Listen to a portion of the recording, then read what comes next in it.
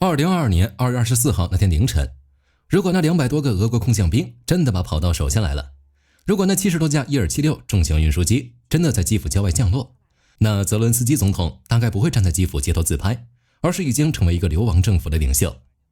但歷史沒有如果，36小時，一場只打了36個小時的機場爭奪戰，就讓3天拿下基輔這個構想徹底變成泡影，讓俄羅斯徹底陷入戰略被動。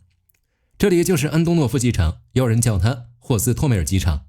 它不只是一場戰役，它更像是烏克蘭的諾曼底登陸，是俄羅斯一切悲劇的開端。火力軍今天帶大家一起回憶這個決定命運的瞬間。讓我們回到那個冰冷的清晨，回到那條改變歷史走向的機場跑道。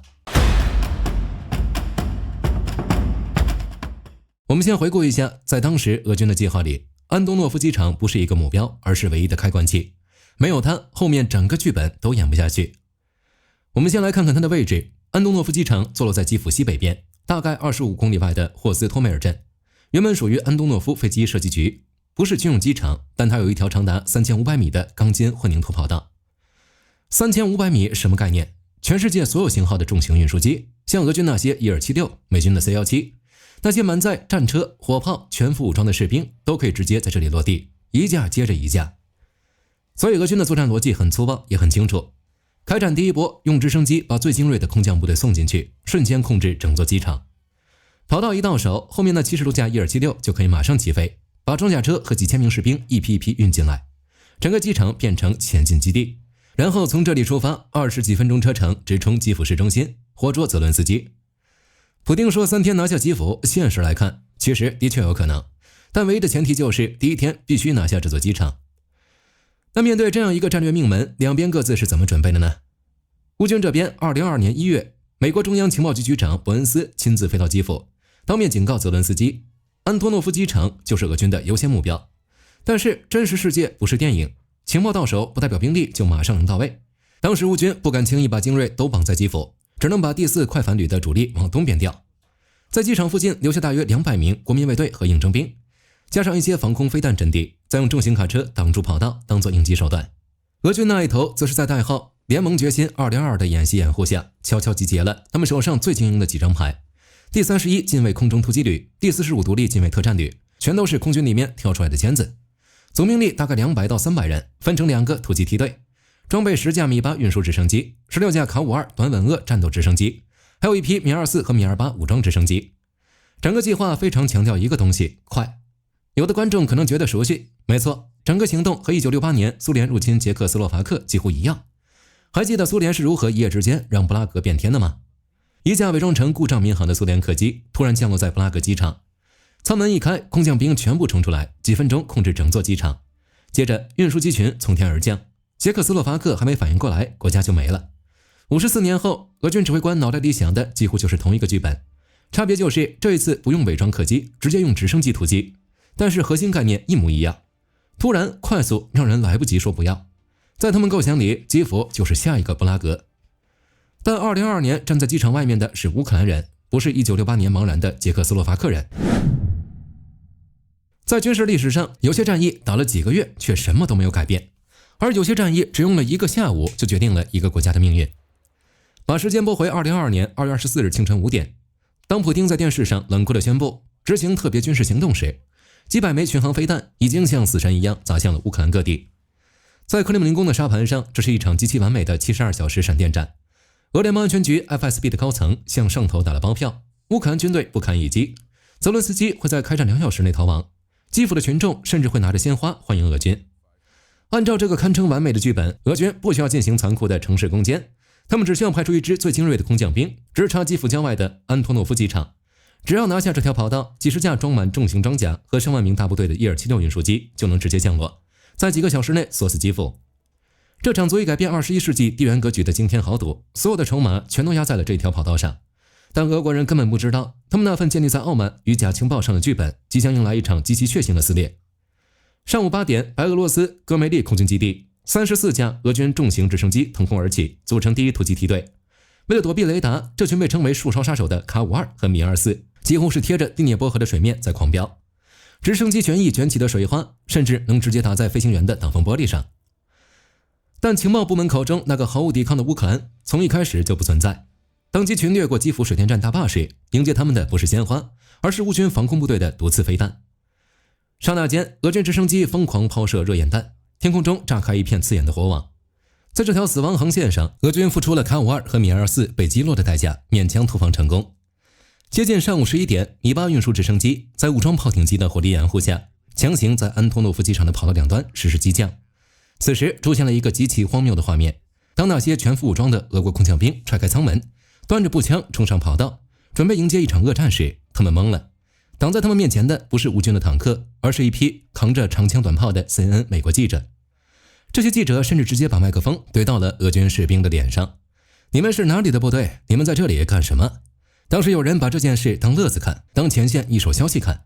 但是問題在於，安東諾夫不僅是首戰，更是後續所有的必要鋪設。這場最重要、最絕密的行動，連 CNN 的記者都知道，馬修前斯就在外圍蹲守。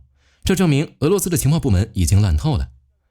讓我們回到機場，下午4點，俄軍第2梯隊降落，大約300名俄國輕裝空降兵控制了機場，一面俄羅斯國旗被披上了行政大樓的屋頂。此時，遠在俄羅斯普斯科夫的空軍基地裡，18架滿載重裝備的伊爾76大型運輸機已經啟動了引擎。只要機場塔台發了安全信號，他們就會像烏雲一樣覆蓋基輔的天空。然而倒計時開始了，局勢卻在這一刻徹底脫軌。烏克蘭人並沒有像 FSB 預測的那樣逃跑，在經歷最初幾小時的系統性癱瘓後，基輔周邊開始反擊。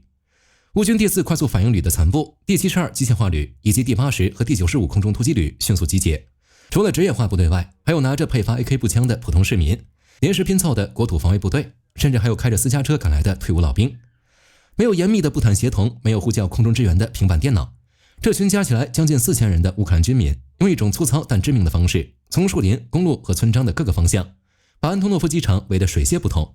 1比10的懸殊兵力，原本是來接收機場的俄軍精銳，突然發現自己成了被困在汪洋大海裡的孤島。400名只帶了輕武器的空降兵被迫放棄外圍，收縮防線，退入航站樓死守。夜幕降臨，基輔郊外的氣溫跌破0度，真正的絕望降臨在了俄軍空降兵的頭上。烏軍看破了俄羅斯的計謀，立即命令向機場開火，把自己的跑道徹底廢掉。烏軍的指揮官很清楚，去跟掩體裡的俄軍精銳拼刺刀是愚蠢的。只要那條幾千米長的水泥跑道還在，天上那群伊爾76運輸機隨時會落下來。要救基輔，就必須親手毀掉這座耗資巨大的國際機場。午夜時分，烏軍的122毫米自行火炮和火箭炮開始瘋狂咆哮，炮彈像雨點一樣砸在安東諾夫機場的跑道上，厚重的水泥地面被撕裂，炸出一個個深不見底的恐怖彈坑。緊接着，烏克蘭空軍的蘇25攻擊機也冒險進入夜空，對着跑道進行低空轟炸。躲在航站樓裡的俄國傘兵此刻正經歷着每一秒都在往外倒數的恐懼，他們攜帶的反戰車飛彈已經快要打光，無線電裡傳來的不再是高層的捷報，而是冰冷的通知：跑道損毀嚴重，運輸機隊終止降落。沒有重型裝甲，沒有大部隊，直升機進不來。這300個20歲上下的年輕士兵，在零下10度的寒風中，只能靠着手中的步槍和機槍，抵擋着外面烏克蘭人一波又一波的瘋狂圍攻。但客觀地說，不愧是俄羅斯最精銳部隊，這群傘兵展現了強悍的單兵素質。在徹底陷入死局、弹盡糧絕的情況下，他們利用航站樓的每一個窗口和機庫的死角，硬生生把烏軍的攻勢拖住了一整夜，沒有發生建制性的潰散。拉鋸戰一直持續到2月25日天亮，烏克蘭的米格29戰機重新奪回了低空，將試圖前來救援的俄軍戰鬥直升機接連擊落。直到25日下午，從白俄羅斯方向瘋狂突進的俄軍地面裝甲部隊，在付出了極其慘痛的代價，衝破烏軍多道防線後，終於摸到了機場外圍，與那些在廢墟中熬過漫長黑夜的傘兵殘部會合。俄羅斯國防部在當天的發布會上高調宣布，已經完全控制安托諾夫機場。從戰術地圖上看，俄軍確實拿下了這個坐標點，但從戰略上看，這卻是一場徹頭徹尾的災難。因為奪下的只是一條布滿彈坑，根本無法降落任何大型飛機的廢墟。那場原定要終結戰爭的大規模空運，永遠的停留在了克里姆林宮的圖紙上。3天拿下基輔的豪言，就埋葬在這條布滿彈坑的血色跑道之下。俄羅斯也是從這一刻起，正式墜入了漫長而絕望的深淵。大家知道全球最大的運輸機是哪個嗎？不是 C-17，也不是 C-5，而是安225。給大家放個圖對比一下，而且僅此一架，停在安東諾夫機場。戰爭結束之後，衛星照陸續傳回來，停放安225的那個機庫被打穿了。畫面裡可以清楚看到建築物頂棚整個坍塌，機庫內部有過火的痕跡。那一架全世界獨一無二、曾經背負過蘇聯太空梭的巨無霸運輸機，確定毀在這場交火當中。安225 1988年首飛，它誕生在一個超級大國的巔峰末期，飛過冷戰，飛過人道的救援任務，飛進過每一個航空迷的夢想裡面。它的龐大帶着一種奇異的優雅。然後一切停在2022年2月的那個寒冷冬夜，一架飛機的毀滅有時候就是一個時代的句點狠狠地落下。這種從極致輝煌到灰飛煙滅的弧線，本身就是戰爭片裡最令人扼腕的趨勢。很多人當初看到安25最終停在這裡，心情並不怎麼好。這架蘇聯設計遺留給烏克蘭的世界最大飛機，也是唯一一架毀滅在這個凌晨。現在進入無人機滿天飛的戰爭，人類未來很難有如此巨大的工業怪獸了。說回這場開罐器之戰，我們把鏡頭拉高，來看一個更殘酷的問題：為什麼一場籌備了這麼久的閃電戰會在一個機場觸礁？為什麼如此重要的一戰，俄羅斯居然只傾瀉了一支幾百人部隊？這不是給单一答案，我們拆成4個層次來看。第一層，情報潰敗，俄軍嚴重低估了烏克蘭的抵抗意志，也根本沒有摸清楚機場實際的防禦部署。他們以為澤倫斯基流亡，烏克蘭士氣低迷，群眾鋪滿鮮花和掌聲。他們以為這裡只有少量邊防和國民衛隊，零星的重型武器，缺乏專業的指揮。但萬萬沒想到，烏軍早已把安東諾夫機場列為重點布防目標。美方提供的情報雖然粗糙，卻給了基輔一個提早警醒的機會。情報永遠怕的就是你以為對手不知道，其實人家已經在包圍圈等着你了。第二層，裝備跟戰術錯配。俄軍用的是傳統的直升機投放，加上固定翼運輸機後繼，2階段戰術。這種打法高度依賴空軍和陸軍的無縫對接。問題是，它需要一條完整的跑道。跑道一旦被摧毀，整個計劃就像骨牌一樣倒下。各位對比一下美軍第101空中突擊師，他們是全員搭直升機獨立作戰，根本不需要依賴大型運輸機和完好跑道。你說這是科技差異嗎？不如說是作戰思維的代差。